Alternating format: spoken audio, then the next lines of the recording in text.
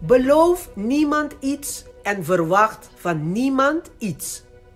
Op een koude nacht ontmoette een miljonair een bedelaar op straat en vroeg hem: heb je het niet koud? Je hebt niet eens een jas aan.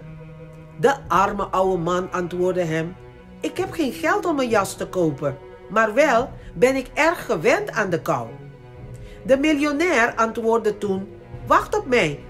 Ik maak een tussenstop thuis en dan ga ik een jas voor je kopen en ik breng hem naar je toe, vandaag nog.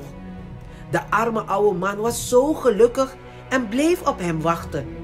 Dus de miljonair ging naar huis, raakte bezig en vergat de arme oude man.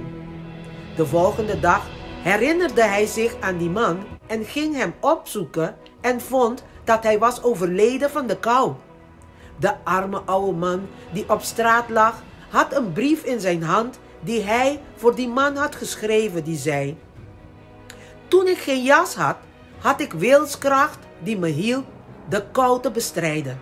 Maar toen jij mij beloofde te helpen, klampte ik me vast aan je belofte. Maar het was valse hoop. Moraal van het verhaal: beloof niets als je niet van plan bent het echt na te komen. Misschien is het voor jou weinig, maar voor de ander is het absoluut alles.